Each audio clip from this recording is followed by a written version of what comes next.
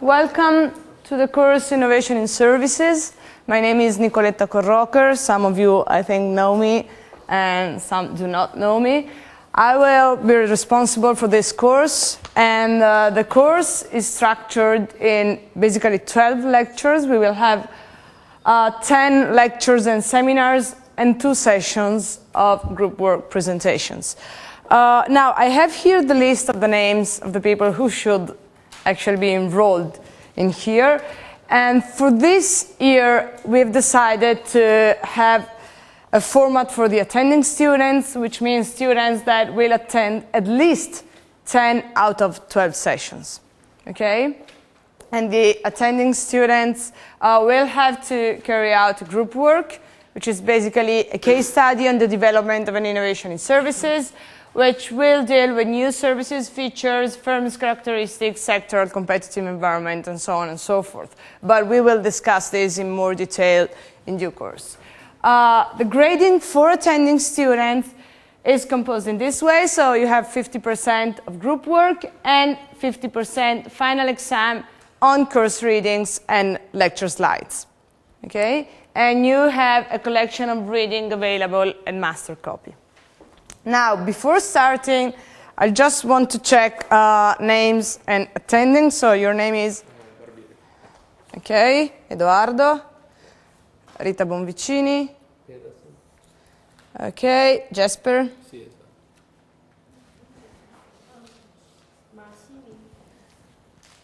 Okay. Yeah, okay. And? Okay, yeah, great. Your name is? Taddeo. Giordano. Saetti. And? Margaret. Okay, Meyer. Yep. Correct. Okay, do you know if other people will come to the lecture? You don't know anything about your colleagues or something? Well, we start. No, because there's the IPR exam this afternoon. So uh-huh. Okay, well, we'll see next Tuesday anyway. This is just the first lecture, so I'll just keep track of the names and then we'll see how it goes on. Okay, the news of the year. This is the second year that the course has been held. Last year was quite successful, so they've decided to record the lectures and post the lecture on the Bocconi website. Okay? So you will have the slides, lecture notes, course readings, and also my recorded lectures. So this is an extra if you want help. We'll see how it works. I hope it will be okay, but this is just for your knowledge. What is this course about? You have the outline, so I'll just go quickly through the main topic of the course, and then if you have questions or any other comment to do, we'll discuss about that. Oh, by the way, this is a master course, so we are a few people. I want you to interact with me, okay? The camera is just for me. It's not for you, so you are not really video recorded. You can ask whatever you want. Feel free to interact, please. Okay, so part one. We're talking about the service sectors, and in particular, we will analyze the role of service sector in the economy. Okay? In doing so, we will try to identify the main features of the service activities, and in particular, highlighting the relevance of these type of sectors within the economy. Okay? Now, service sectors are a weird object of observation. Okay? So, in comparison with the manufacturing sectors, services are characterized by some peculiarities that make them particularly interesting to be analyzed, but also particularly difficult, if you want, to be investigated, especially from an innovation perspective. Okay, so what we will do in this course will be first to understand what are the peculiarities of these services, and second, to analyze the main characteristics and main feature of the service sectors. Okay, and in doing so, we will try to understand also how can we measure innovation in services. Okay, in doing so, we will first examine the main characteristics of the service sectors, mostly in comparison to the manufacturing sectors. Okay? And second, we will try to understand possible ways to measure innovation in services. The third part, which will benefit also from your contributions, is actually related to case studies. Okay? The three parts are not really homogeneous in terms of lectures. This part will be much more important than the first two parts. And here, we will tackle different cases of service sectors. Now, the selection is based on different, if you want, criteria. The first one is materials available, so existing studies on the service sectors. The second one is somehow the role that some service sectors have in the economy as compared to other service sectors. The third criteria is availability of external speakers. We will have two external seminars. One will deal with innovation in insurance sector, and we will have a person from AXA Innovation Department come in and speak. And the second one will deal with innovation in tourism. So a very different kind of sectors. People who will talk about innovation in tourism come mostly from a consulting company dealing with this specific industry. Now, keep an eye on the schedule because of external seminars, we might need to change dates and so on and so forth. But for now, both external seminars will be in November. Okay, so we will discuss the specificities of the service sectors, we will discuss the specificities of innovation in services, some case studies, and then they will bring their own expertise and their own experience. And you also will think about what kind of service you would like to investigate, what kind of innovation in service, which sector you are most interested in. Okay? Now, what are services? If I talk about service sector, what do you think immediately of? An example. I've already made two, talking about external seminars, but what are services? Give me an example of one service sector. Yeah? It can be private, so consultancy companies and so on, Okay. or public services such as health. Okay, so consulting companies, they actually provide services, very important type of services, which are called knowledge-intensive business services. We will come back to this. Health services, hospitals, they provide services. Okay? Other examples? Yeah, this is personal service example. Others? The public transportation that is provided by ATM. Okay, public transportation, that's a very important type of services, especially in terms of value added as well. Where are you now? In a university? This is a service. Okay, it's an education service. It provides very specific personal services to people. Okay. Telecommunication, banks, any kind of hotels, restaurants, of other services that you might think of. Okay.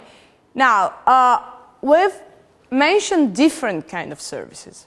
Okay, and it might strike you a little bit that we want to compare banks with universities, with hospitals, with telecom companies, with restaurants, hotels, tourism sector, okay? So in order to understand how can we actually consider this group of services in a very homogeneous term, the first lecture will actually highlight the relevance of services within the economy, and will also discuss the implication of the importance of services in general for innovation patterns. Okay? Sorry, could you tell me your names? First name? Yeah, and? Months. Okay. Okay, thank you very much. I was just describing the outline of the course, but you will have the program in detail. So, the computer is stuck. Okay, introduction. Two quotations as a start. Okay, this is a quotation from Raymond Barre, who was a former prime minister and economics minister in France. He said, manufacturing industry is the basis of competitiveness. The service society is based on manufacturing activity.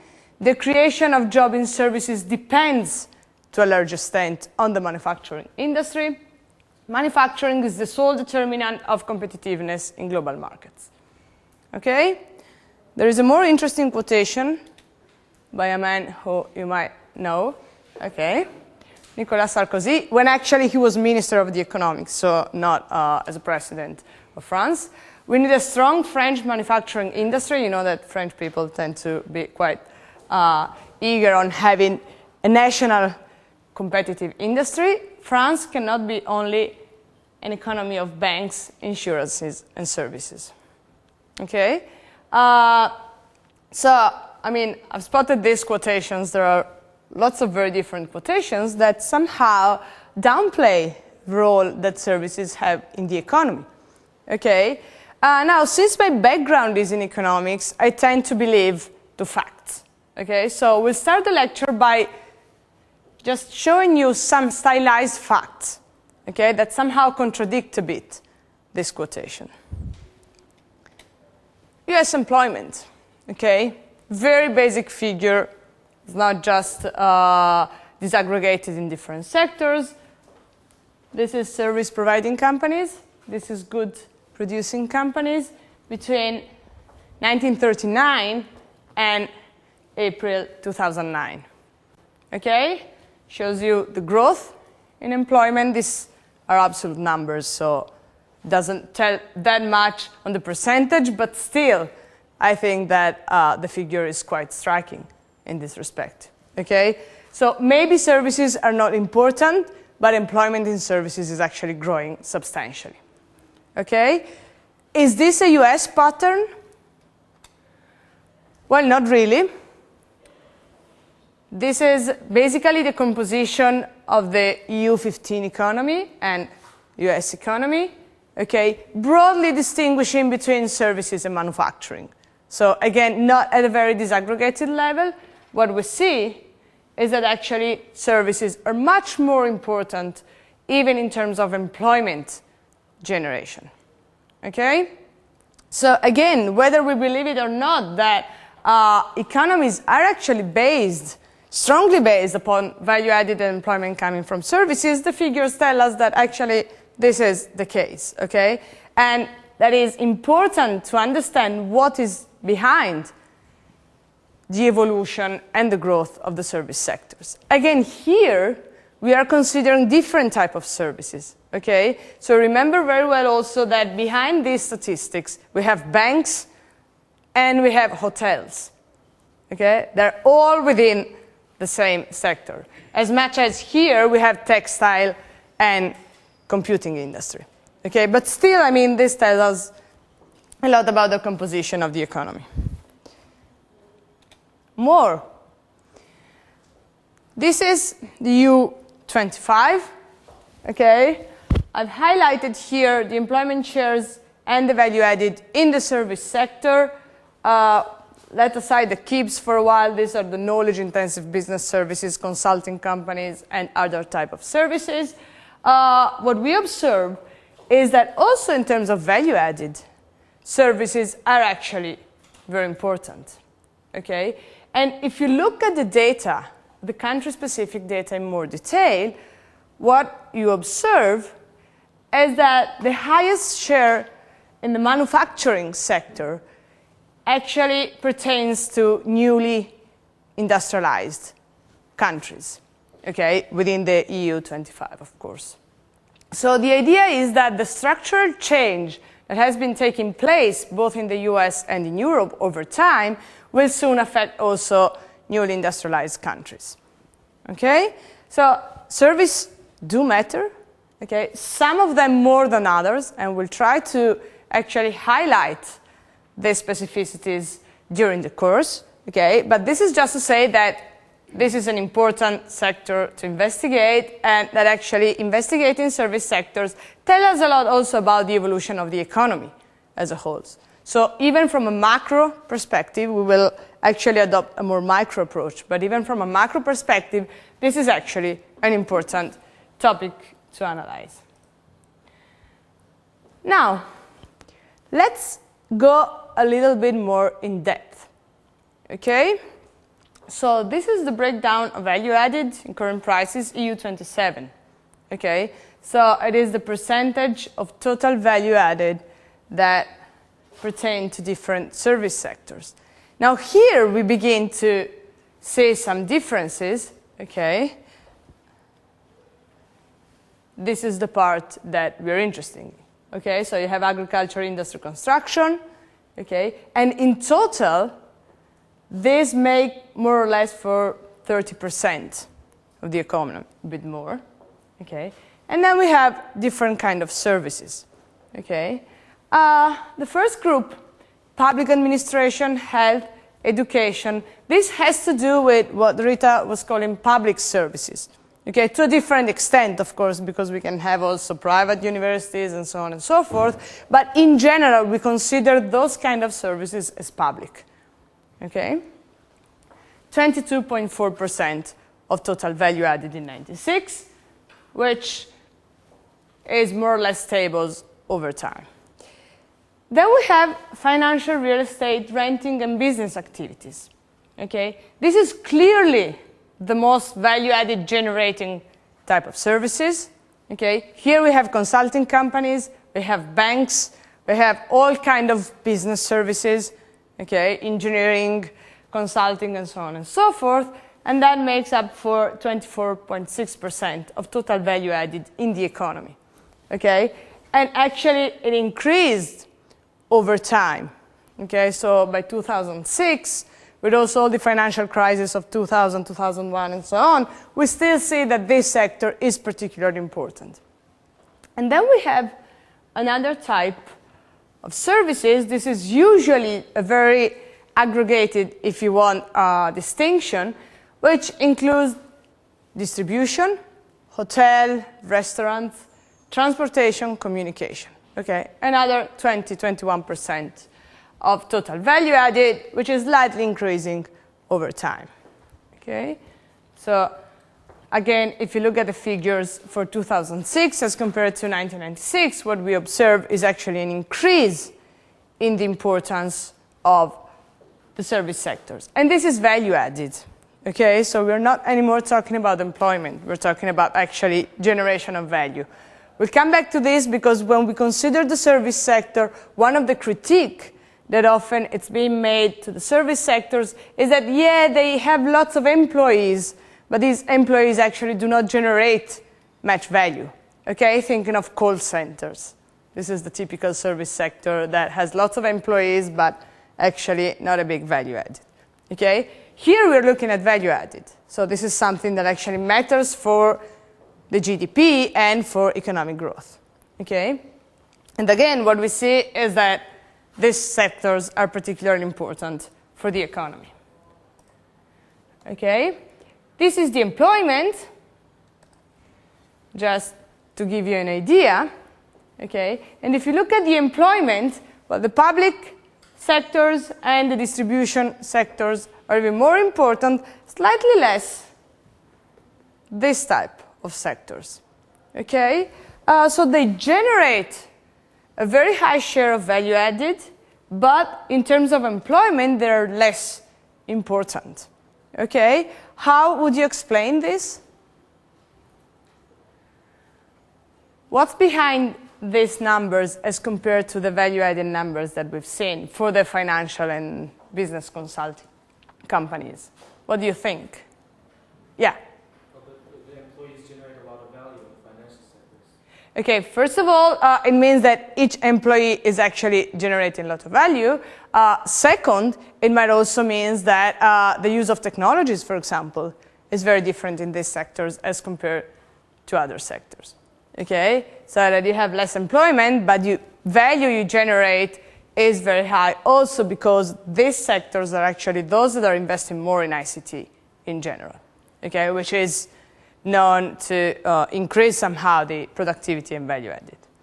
Okay, but still, again, even in terms of employment, what you see is that this type of services are particularly important. And this is not just a US-Europe story. Okay? These are the latest available figures. We have China, India, Brazil, and Mexico. Okay? China is a bit of an exception, but in general, what you see is that the process of structural change from agriculture and manufacturing towards the service sector is occurring also in newly industrializing countries. Okay? And actually, in Brazil, for example, public services and telecommunication services are particularly important for the overall growth of the economy. So this is also a figure that tells you a lot about the story of the economy and the process of evolution and economic growth in these countries. Okay, so I hope I've convinced you somehow that it's good you're here because we're actually investigating something that is important, not only in order to study innovation, but also at the macro level. Okay, so understanding the evolution of the service sectors and the pattern of innovation within those sectors is important also in terms of understanding economic growth. Okay, because if we believe that the economic growth is made for 2/3, more or less, of services, then we need to understand first if services are actually innovative. Second, how do they innovate? Okay? Now, very often services and service sectors have been considered as a residual in the economy. Okay, so studying services was not very important because what matters, Sarkozy and Barr quotation, is the manufacturing industry. Okay, we need plants, we need firms, we need capital-intensive sector in order to have growing economy. Okay, and basically, the sort of neglection of the service sector is due to two myths, if you want, that revolve around services. The first is that services are not very productive. Okay? You were mentioning before that, for example, in the financial or business consulting companies, employees are very productive. Okay? They generate lots of value added. Okay? Well, very often, the service sector has been considered as the third sector, something which does not contribute to the increasing in the productivity. Okay? And somehow related to this, very often services have been perceived as being low capital intensive. Okay? So again, having the call center example in mind, okay, that's what very often economists, but also politicians more in general, have thought about the service sector. Something which is not really important if our objective is the economic growth. Okay? Service society has been often called as a society of servants. Okay? Something that is not really relevant. Sorry.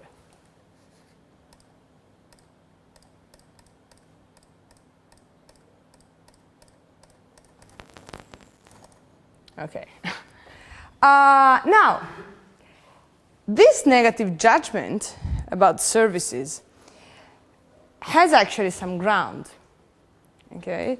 So I will not try to convince you that all the people who have neglected the service sector and the studying of the service sector have been neglected a big chunk of the economy. Okay? Because actually, this judgment has to do first with the nature of services, and second, with the historical contribution of services to economic growth.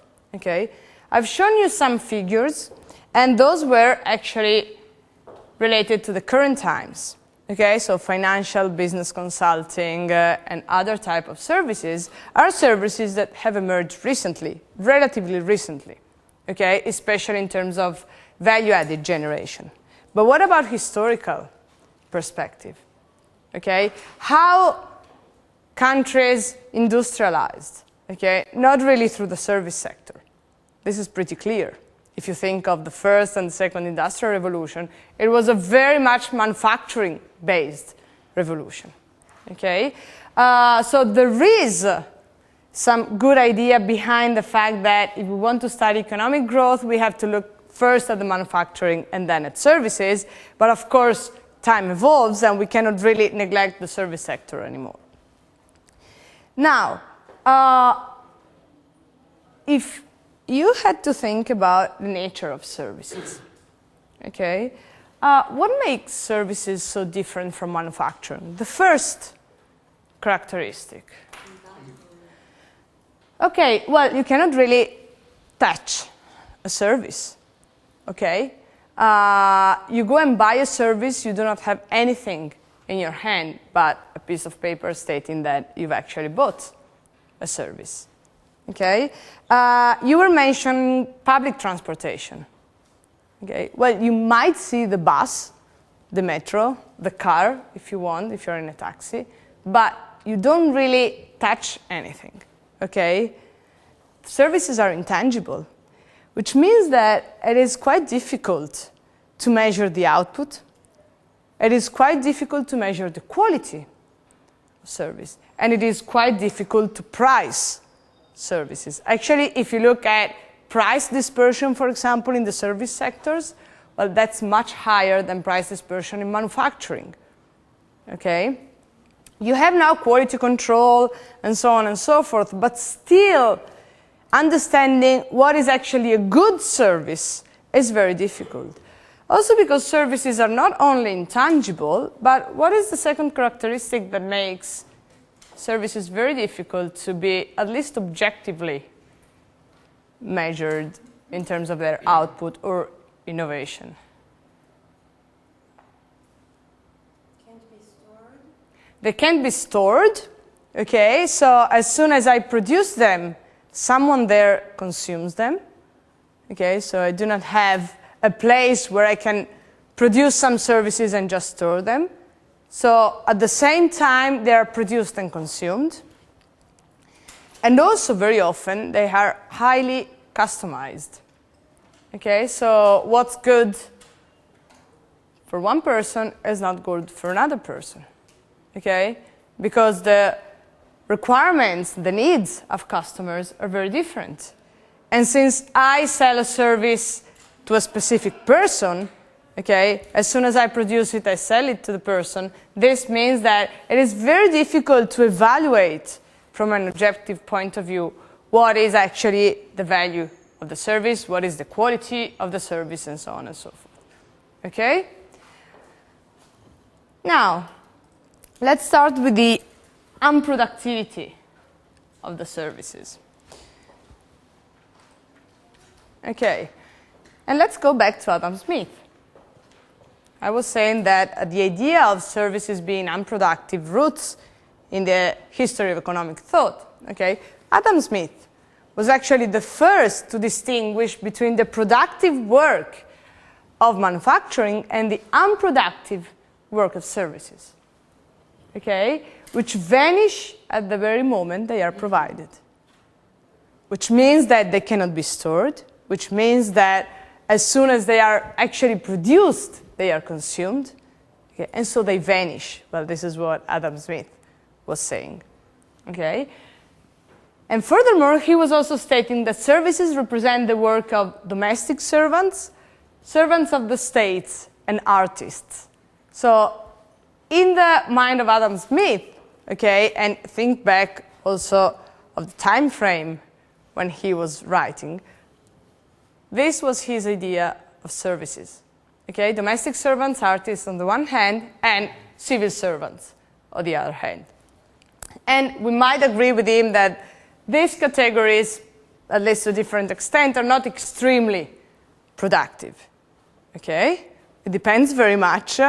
Artists, civil servant, they might be actually quite productive, but in general, he was not really thinking of banks. He was not really thinking of telecom companies that were not existing. He was not really thinking of other kind of services which actually generate value. Okay? Following this idea, much later on, there are two contributions that propose a residual definition of the third sector, of the service sector. Actually, the service sector is the third sector because the first is agriculture, the second is manufacturing. Okay? So it's something that comes later on. It's not a very important thing. Okay?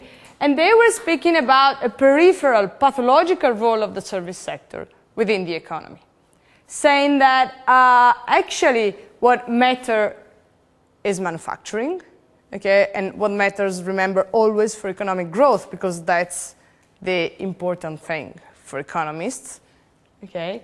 And even more than this, when there are too few manufacturing producers, okay, there is a negative impact of the growth of the non-market sector on the market sector. So besides stating that the service sector is residual, that is something that does not really matter for growth, some people were actually claiming that it had a negative impact on growth. And if you think of this in terms of policy, industrial policy implication, this means shifting the focus of industrial policies from services to manufacturing. Okay? So one thing is saying that services are unproductive and they do not matter for economic growth. Another thing is saying that because the economies are moving towards the service sector, this has a negative impact on the economic growth. And we should try to refocus the whole economy towards the more manufacturing sectors. Okay. Again, very much a US and UK based account, but still something which was very powerful also in terms of political choices. Okay? So in terms of industrial planning, if you want. Are services really unproductive? This is the wage-adjusted labor productivity ratio. Well, basically, it's a measure of productivity. Again, EU 27, 2004. Well, they're actually a bit less productive than the industry. Okay? So forget about the value added, forget about the employment. We're looking here at productivity. Okay? So if we put together hotels and restaurants with financial services, okay, well, we have a mixed picture. But if you look at the aggregate value, the difference is not really so striking. Okay, remember that even in manufacturing, you have very low productive sectors. Okay, so it is true that if we look at the productivity instead of just looking at employment and value added, we see a closing gap between industry and services. And industry actually is more productive than services as a whole. Again, then there are specificities. But we cannot really state from this figure that services are not productive at all. Okay? Connected to the idea that services are not very productive, there is the idea that services are not capital intensive. Okay? And two things, if you think, go together. Okay? High capital intensity somehow drives also the productivity of the service sector and of the economy as a whole. Okay? Now, if I had to ask you what are the most capital intensity sectors in the economy, what would you think about? We're talking about capital intensity, okay? Not about knowledge intensive and so on. What are the more traditionally capital intensive sectors in an economy? Metallurgy.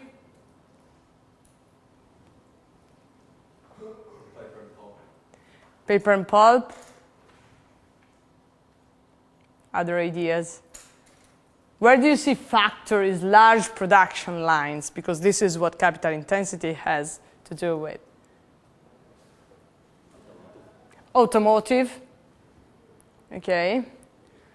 The energy sector. Okay. So the idea was that since in service sectors you do not really have these big factories, large scale production lines, this means that capital intensity is not very high. It's actually very low. Okay? And again, this has a negative impact on economic growth. So the idea is always just to look at the impact of the service activities on economic growth. Okay? And again, the service society has been often named as a society of servants, and this goes back to Adam Smith, as a hamburger society, more recent quotation, or as a bad jobs society. Well, of course, if you have in mind the kind of services that Adam Smith was thinking of, you might agree with these definitions, okay? But we know that actually services make up 70% of the total economy, and some of them are actually extremely valuable in terms of output, and also in terms of productivity, okay? More than this, empirical evidence show that capital intensity in services is not actually very low. It's probably very low if we think of hotels, if we think of call centers, okay? It's not very low if we think, for example, of energy distribution and transport, not production, of course, this is manufacturing, banking, insurance companies, okay? And if you think of the ICT revolution, which has to do mostly with capital beside knowledge, those two are the sectors that have been most involved in that, okay? Which means that we cannot really consider that services are characterized by a very low level of capital intensity, okay? We need to distinguish different kinds of services, and this is actually what we will do in the course. Okay, it is not the same talking about banks, telecoms, and hotels. Remember these three examples. Okay? Public transport, education, hospitals. They're all services, they all stay in the statistics. But of course, the value-added employment productivity are extremely different. Okay? And the second issue is that not only services are actually capital intensive, but also they create many high-skilled jobs, okay? So we're not talking about a society of servants, of artists. Well, artists actually need high skill, okay? But in terms of educated, if you want, people, okay? If you look at the statistics, you have lots of very high-skilled personnel in services, at least as much as you have in manufacturing, okay? So capital intensity might be low in some sectors, not in all sectors, first. Second, not all services are call centers, okay? You need highly skilled people to work in services. Most of you will work in the service sector, okay? Yes? I was wondering if there's a figure as to how many of the jobs in the service sector are actually related to the industry sector. Okay, you mean how many services are actually business services, exactly, in a way? In that sense, you would probably locate the ones that are high school, because they're probably related to the industry rather than being related. Okay, we'll have an entire lecture on this, but just to answer straight back. Of course, one of the most productive and value-added generating sector within the service economy are the so-called knowledge-intensive business services that, by definition, are services for manufacturing companies, okay? Which means that without manufacturing companies, we wouldn't probably have those kind of services.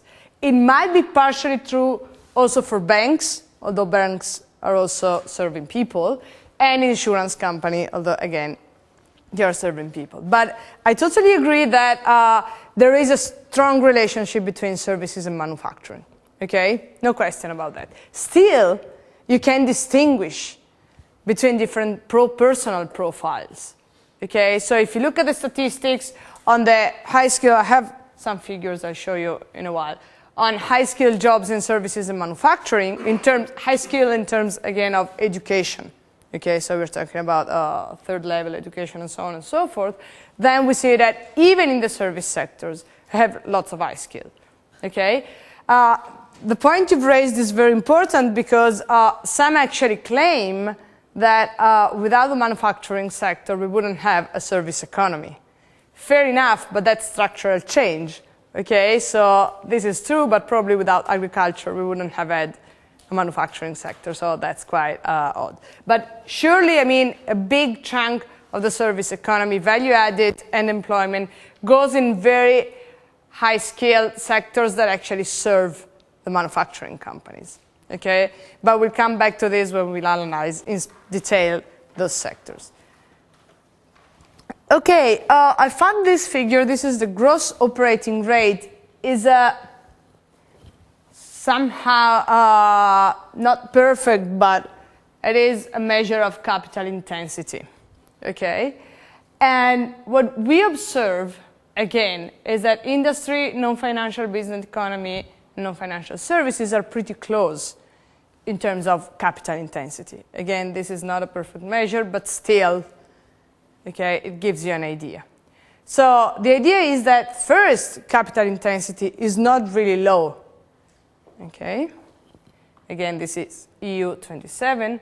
Second, this is the share of high-skilled employment in total employment per sector. Okay, across a series of countries, this figure is 2002 OECD statistics, and you see the gray is manufacturing, the white is total services, and this is market services, basically excluding public services. Okay. So what you observe is actually that the number of high-skilled people over total employment in services is actually quite consistent. Okay? Again, this is not to say that services are completely detached from the manufacturing sector, but it is to say that actually if you are a high-skilled person, chances that you go and work in the service sector, whatever it is, are pretty high. Okay? Questions on this? So, surveys have been neglected because they were thought of being unproductive and because they were thought of having a very low capital intensity. Okay? We've seen that besides being very important in the overall economy, they're not very low in terms of capital intensity, and they're actually quite productive. Okay? With some distinctions according to the different types of services. Okay, is everything clear so far? Now, let's talk about services. Okay.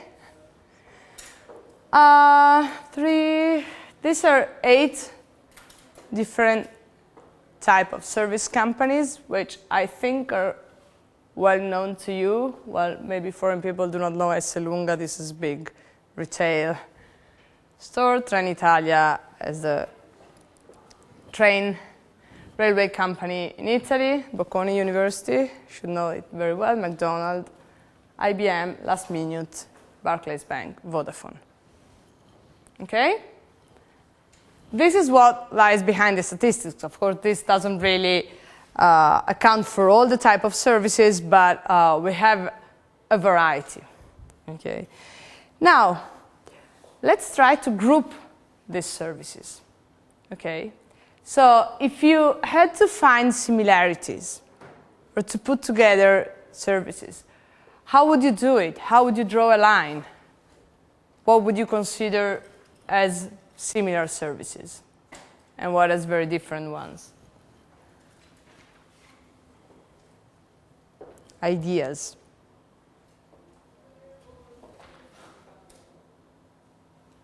Guess, I mean, it's not a right or wrong answer. It's just, let's try to think about this together. Yeah? I put McDonald's and Vodafone the same. McDonald's and Vodafone. Because they're close to the consumer. Okay, because they're close to consumer. So we have McDonald's and Vodafone. Other ideas?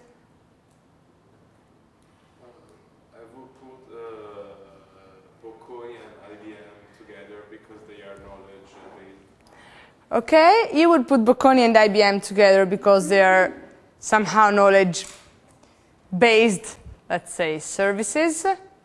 So I take that you don't consider Barclays Bank as a knowledge-intensive service. I'm just asking. I mean, I'm not saying this is right or wrong.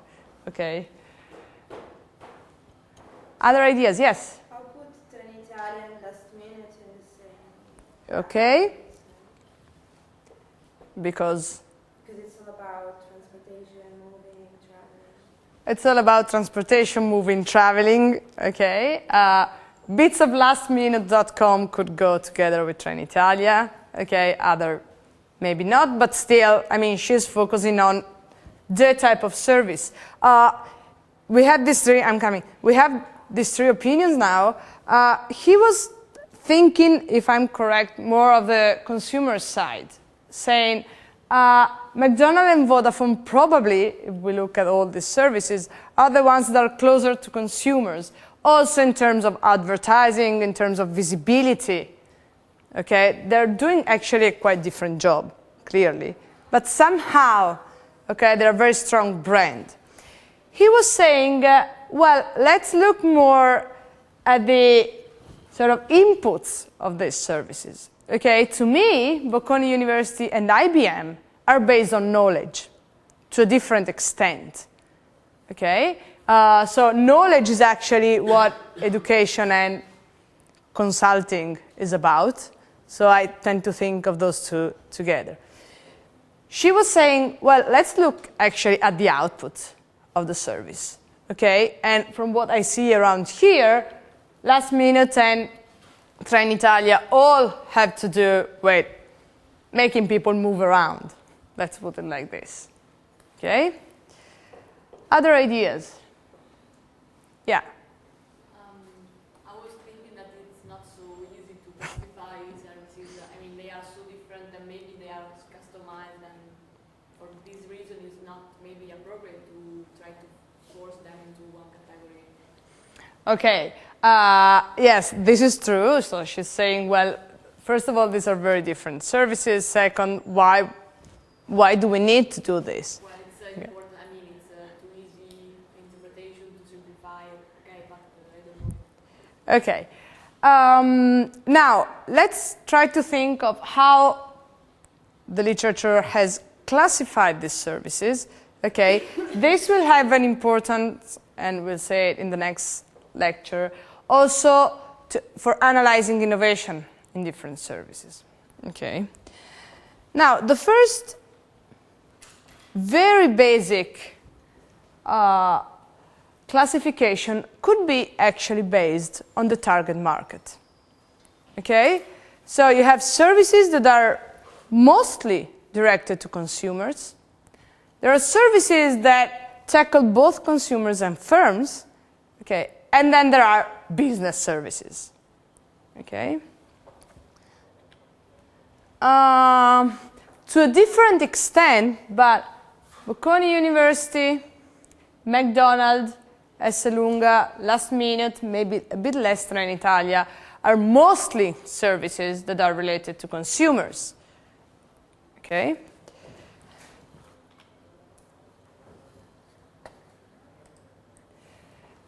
Vodafone and Barclays, well, you have both consumers and business services in banks and also in telecom companies. Okay? We are used to think of Vodafone, and I agree with your perspective, as a very strong brand okay, as someone who's very close to consumers, but most of the profits that this company makes are actually made on businesses, okay? But still, I mean, it's important to remember that banks, telecom companies are related to both consumers and firms. And then we have IBM.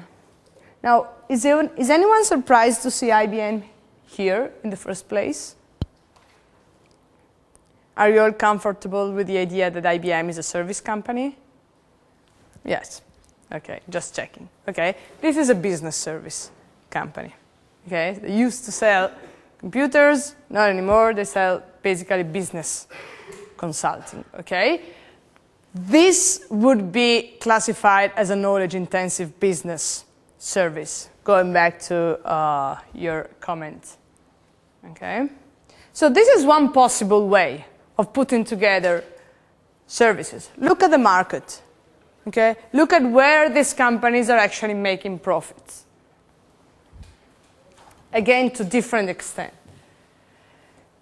Now, the second way in which we can try to classify services is actually looking more at the activity of the services. Okay? A bit more in line with what she was saying. And in some way, we have different services that are, on the one hand, directed to the transformation, if you want, of goods. Okay? There are services that have to deal more with the processing of information, per se. And there are services that are actually personal services, that have to do with people. Okay? That somehow transform, if you want, people. So in this respect, okay, Esselunga surely has to do with goods. McDonald's is somehow in between goods and people, and the same Trenitalia. I mean, you process foods at McDonald's, but you also provide somehow a personal service to people who go there and party and so on and so forth. Okay. Telecom companies, banks, IBMs. Well, these have to do with the information. We'll come back to Bocconi University right now. Okay, so here, what you basically do to a different extent is processing information. Okay, you make money, you make profits by somehow processing information and trading that information with consumers or firms. And this is true, again, to a different extent for IBM, for Barclays in general, for banks, and for telecom companies. Okay. And then you have personal services. Lastminute.com, partly Trenitalia. Trenitalia does different jobs. Bocconi University, McDonald's. Okay? Bocconi University, it is true that it has to do with information, with knowledge. Okay? But its final aim, it's not just Bocconi, it's the university in general, its final aim is somehow to educate people. Okay? So to provide a service that somehow transforms, if you want, the knowledge that people have. Okay? So the idea is that we can either look at the market of different companies, or we can look at the nature of the service itself. Okay? And trying to think what is actually the core business, if you want, of these different activities. Okay? So last minute, Bocconi University, somehow McDonald's, somehow Trenitalia have something in common, okay? Which has to do with serving something that increases, if you want, the value for people and transforms people. Banks, telecom, IBM transforms information, okay? And then we have services that are directed to the transformation of goods, okay? Of course, I agree with you, these are debatable classifications, okay? Maybe not that much the target market ones, because that's pretty straightforward. Less useful than this, but of course this is more uncertain in terms of clear-cut separation between the categories of services. Okay? But again, I mean, keep in mind this type of services, okay? Because we will come back to them when we'll analyze the different case studies, okay? And by the way, and by chance, here we do not have any public service, okay? Well, usually the university education is considered to be public. This is not the case of Bocconi, but still there is a big difference also between public and private services, okay? So this is another distinction that we will keep in mind, okay? Now, main features of services. And now we go back to how we can analyze different types of services and what is the impact of this for the innovation process. Because in the end, what we are interested in, as the course title says, is the process of innovation in services, okay? So in this first lecture, I'm just giving you an overview of the importance of the sector, of the different types of services, of the main feature of services. Then we will go more in depth in trying to understand what is innovation in services. What do we mean when we think of a new service? Okay? Not a very easy task. Not a very easy task because the outcome of the production process is intangible. Okay? Now, I think, well, you should be quite familiar with the notion of innovation now. Okay? And you should be quite familiar with the notion of process, product, organizational innovation, all those kind of innovation. Okay? The idea of innovation, as we are used to consider it in the manufacturing sector, has to do with something that is new, okay? New to the market, new to the firm, whatever you might think of, in the sense that it either represents an improvement in the quality of the output or in the production process through which we can generate output and so on and so forth, or in the opening up of a new market. Okay? Now, if the process of production of services is generating something which is intangible, saying that something is new or it is not new is not an easy task. Okay? And it's even more difficult to distinguish between product, process, organizational innovation. Okay?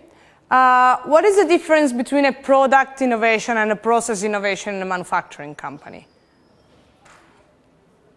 What is a product innovation? What is process innovation? What distinguishes the two? You are more expert than I am, so. What is process innovation? In general, just give me a broad definition of process innovation. Don't be shy, I mean, I'm not going to shoot you anyway. The innovation regards the way the product is assembled or something. So the main benefit is cost reduction. Okay, so it is basically a new system of production. Okay, she was actually mentioning a new system of assembling the product. So the idea that I can actually see something, there is a somehow production line that I can change in order basically to decrease costs. Okay? I can see it. Okay? I can somehow evaluate the newness of that production process. Not to talk about products. What is a new product? It's something that wasn't existing before. It's a new artifact, if you want, in the market. Now, with services, it's a bit more difficult. Okay, because services are intangible. So when I take the bus, I go back again to transportation because this, I think, is a very interesting case. Okay, how can I say if this is a new service or not? Maybe because we have a brand new bus or cable car. Well, but that's not really produced by ATM in Milan. Okay, ATM just take the means of transportation and provides the service. Okay? So what is a new service? What is a new service in transport, for example? Like radio Like radiobus, very good. This is a very good example.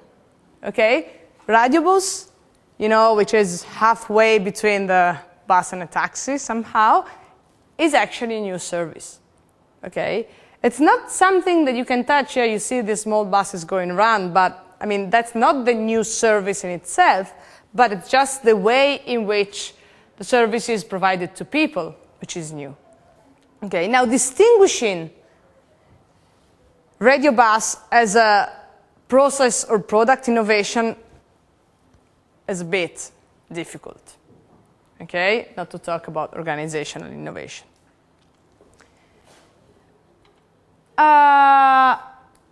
And besides having difficulties in counting innovation and distinguishing product process, we have also lots of difficulties in understanding if something is new or not. Okay? And very often companies fail because they think they provide a new service when actually they do not provide a new service. Okay? Of course, the degree of novelty, and this is also something that you should know very well, is associated, again, with economic growth, with the effect of innovation on economic growth. Okay? And if I'm not providing something new, chances are pretty good that I'm not having a big impact on the economy as a whole. Okay? So innovation, I think you're convinced by now, are important for economic growth, yes. Okay? If I'm not able to assess the degree of novelty, it is very difficult to understand what is the impact of a specific process of service production on economic growth. Okay? Second feature of services, she was saying before, services cannot be stored, okay, which is a similar way of saying that basically there is a high degree of interactivity in services, okay, and as soon as I produce a service, it is consumed. Okay? This has the implication, okay, of raising the importance of specific forms of innovation.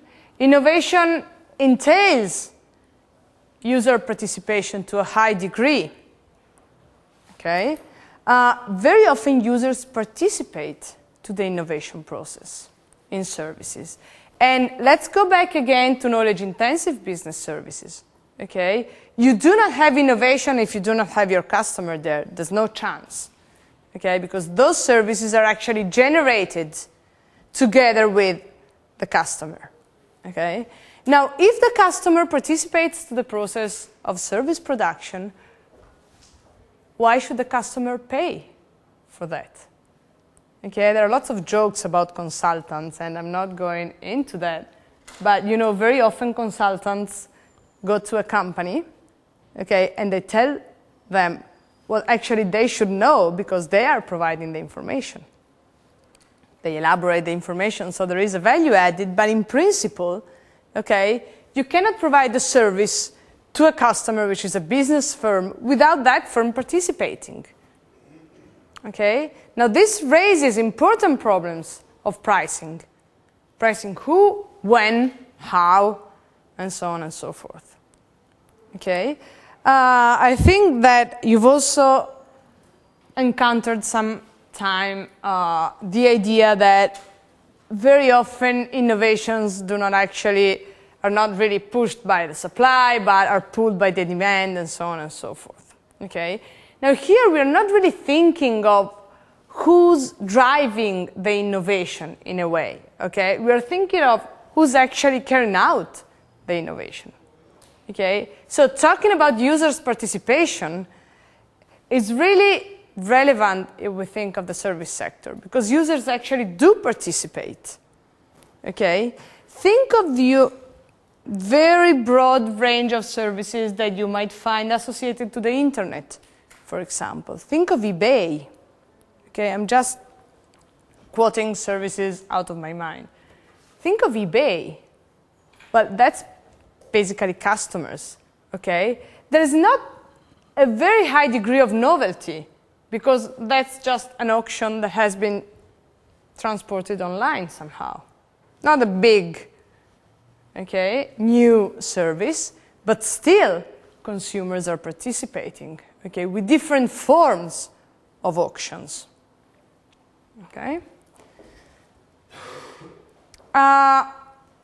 Let aside the fact that the linear model of innovation does not work at all for services, okay? It barely works for some manufacturing sectors, okay? But I'm sure that you could say, well, not even for manufacturing, okay? It just doesn't work. But for services, no way, okay? Very often, innovation starts from the users, because it's the users that communicate a need to the supplier, and the supplier that adapts the service to the requirements of the users. In this sense, we think that the services are much more customized than manufacturing products, for example, okay?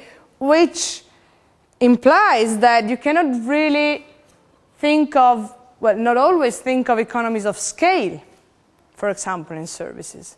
So the fact that services are highly interactive, that users participate a lot, that we cannot really think of a linear model of innovation, means also that it is not very easy to achieve economies of scale in services.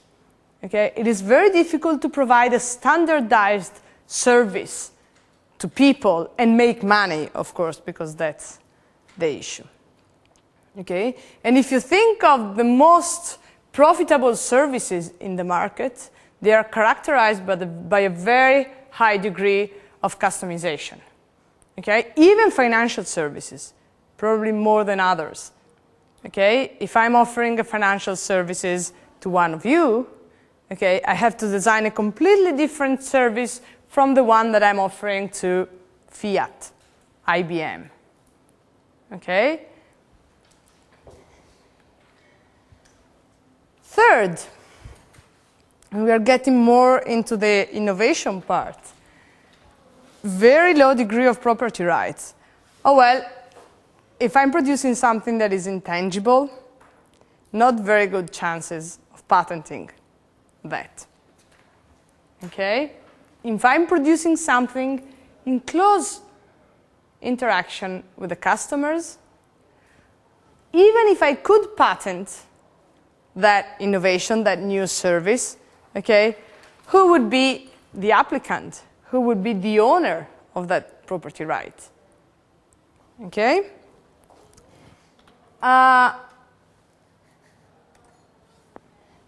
The idea is that with services, we have a very easy imitation.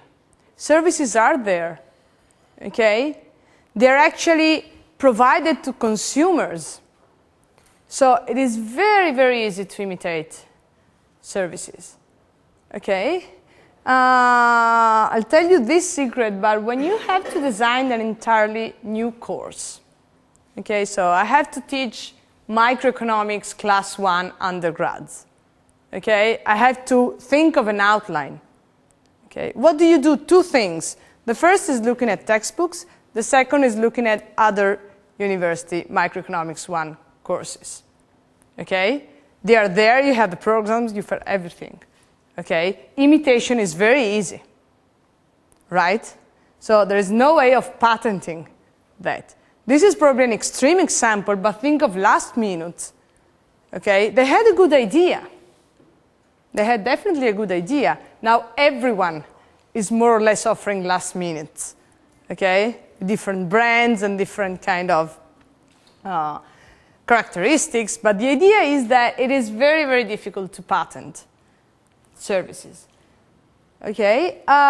In general, there are problems of appropriability regimes, which, remember, have also to do with the incentive to innovate.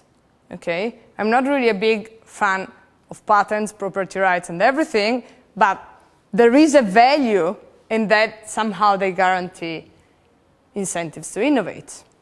Okay? Now, here, innovations cannot really be patented. Imitation is very easy. Problems with appropriability regimes, patents almost do not exist. Almost, because, again, and we will come back to this, we have the knowledge-intensive business services. And those services actually provide something that sometimes can be patented. Okay? Even software consultants, for example, okay, are classified as knowledge-intensive business services, but somehow they can apply for patents. So that category is a bit different in this respect. But the overall idea is that if I'm producing something which is intangible, and it is produced very often in close contact with the customers, okay, I cannot really protect that from being imitated. Okay? Where is the value? The value is in the customization of the service. Okay? So you go to Bocconi University and not to another university, okay? Because the service in the way it is delivered might be different. Okay? You go to McDonald's instead of going to Burger King, okay? Because you like the setting of the McDonald's. You like the Happy Meals, you like the nice environment, and so on and so forth. Okay? It's the way services are provided. Okay? It's not the food.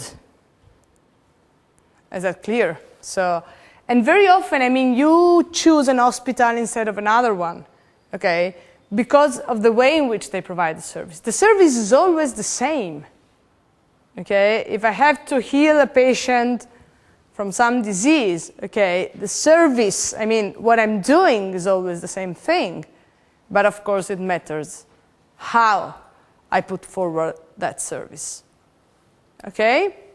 Think of telecom companies. Even if you do not think about personal services that are highly customized, think of telecom companies.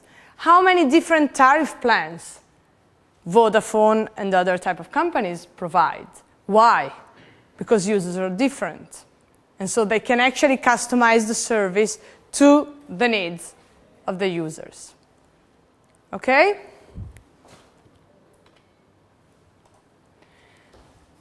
Just to give you an idea, this is the last wave of the Community Innovation Survey, which is a big survey that takes place in the European Union, in some countries of the European Union.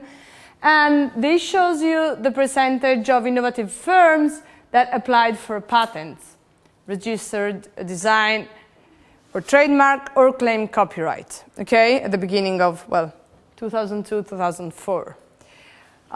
You have industry, you have manufacturing, services, KIBs, and services excluding KIBs. Again, remember these KIBs because they will, we will analyze them in more detail. Look at patents. Okay? Well, the difference is quite striking. Okay? Numbers are not very big also for manufacturing company. This is the big, the first thing to notice. But if you look at services, especially if you look at services excluding KIBs, the difference is an important one. Okay? Trademarks, copyright, design are tools that are used more in the service sectors, okay, to protect somehow innovation. Okay? This has to do with small and medium enterprises. Okay? And again, look at patents in manufacturing and services with some differences across type of services, okay, and look at trademarks. Okay? This has become the most important means of protecting innovation somehow in the service sector. Okay? Again, of course, we're talking about the European Union, of course, we're talking about subsample of firms, but the idea is that there are differences in the way in which firms protect their innovation, and instead of using patents, design, trademarks, copyright, industrial secrets, of course, are much more important in services than they are in manufacturing. Okay? Question on this? Everything is clear? Don't be shy, okay? Because I push you to comment and ask during the course. Now, last thing we introduced today, okay, given the specificities of services is their relation to innovation. Okay? So far, we've been discussing more in general the characteristics of services, the different types of services, the relevance of the services within the economy. Let's now look at innovation patterns. Okay? Let's now think of the characteristics of innovation in services given the features that we've underlined so far. And as an economist, I always start with this. Okay? We want to measure things, we want to have data, figures, and everything. Why is innovation difficult to measure? Okay? It is not difficult to achieve, but it is difficult to measure. It is very difficult to account for innovation in services. And this is partly due to the fact that the old innovation theory, okay, has looked at the manufacturing sector much more than at the service sector. Okay? So we have somehow the burden of all the studies of innovation that have dealt with manufacturing, even more with high-tech manufacturing. Here we're talking about totally different thing. Okay? Okay, we've said that services are intangible. What are the implications of this for innovation? Okay. Well, first of all, if we think of innovations in manufacturing, okay, think of a new product, of a new assembly line. Okay, you actually can see a new product where you didn't have one. Okay, so you go from 0 to 1, basically. Even in the case of incremental innovation, if we want to put it like this, okay, we go from a product that we can actually evaluate to a new version, if you want, of the same product. Okay, the change, the type of change that takes place is discrete somehow. You go from 0 to 1. Okay, what happens in services? Well, they're really intangible. Okay, how can I distinguish between a service that is offered to him and a service that is offered to her, for example? Okay, a financial service, a telecom service, even a personal service, like education. Okay, how can I really distinguish two stages of something which actually is not discrete, but takes somehow a continuous characterization of change? Okay, I cannot say this is old, this is new. It is very difficult. I can say that for manufacturing. Okay, I didn't have a new product, now I have something. Okay, I had a product that was designed in a certain way, now it changed. Okay, and the change is really from 0 to 1. This is not the case for services. Okay, which means that we have difficulties in identify the novelty, and also we have difficulties in evaluating the performance, the quality. Okay, saying that a service is better than another one is not an easy task. Better for whom? Okay, compared to what? Okay. Second, the forms of innovation. So the first point has to do with the innovation itself. Let's talk about the forms of innovation. Product, process, organizational innovation, market innovation, remember Schumpeter, if you want classification. What about services? Okay, how can we apply the same theoretical tools, if you want, that we have for innovation in manufacturing to services? Okay, are these relevant at all? I'm just asking, I'm not saying that we have to forget everything that we've studied so far. Okay, but think of the product, process, organizational, even these three types of innovation. Okay, it is very difficult to classify innovations in services, if we can identify them, in product, process, organizational innovations. Okay, you might as well say, well, this is a new service, full stop. Okay, and then try to characterize the novelty of that specific service. Okay? But all the forms of innovations that we're used to consider tend really to blur. So if I'm providing a radiobus service in the city of Milan, okay, what kind of innovation is that? What would you say? If you had to choose one of the three. I would say product, but maybe because it didn't exist before. Okay, you would say product because it didn't exist before. So you said this is something completely new. Okay.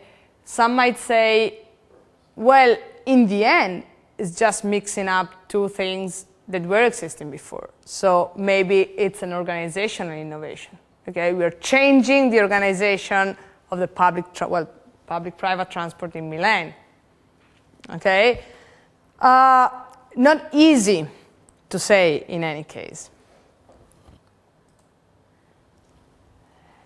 And then note, okay, because why are we so interested in investigating the patterns of innovation? Besides the fact that it is very difficult to count them, it is very difficult to classify them, and to understand the value of innovation.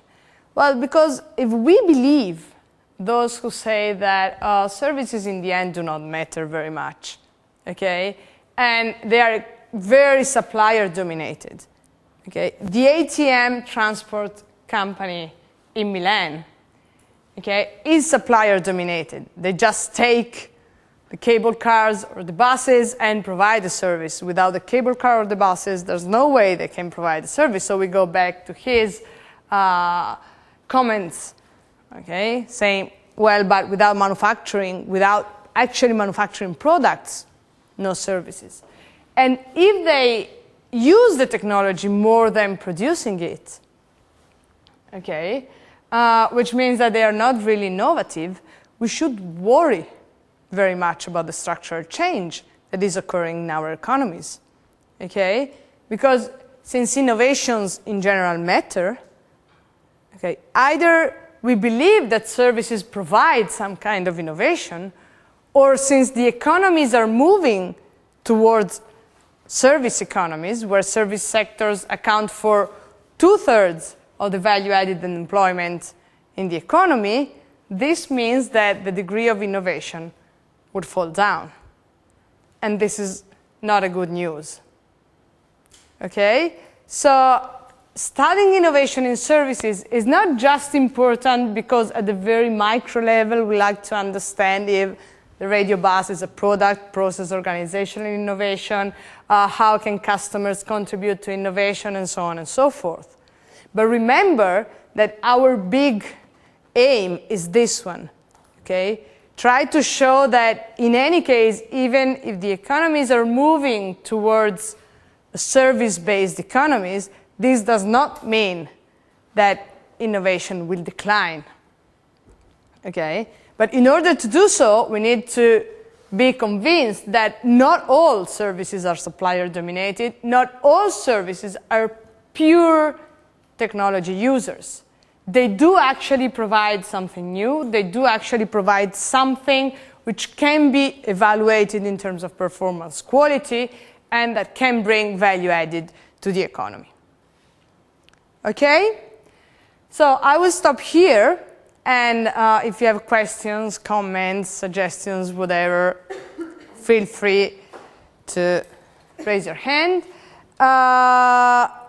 One note on the course structure, the website was wrong until I think 1 week ago because apparently we had lecture twice a week.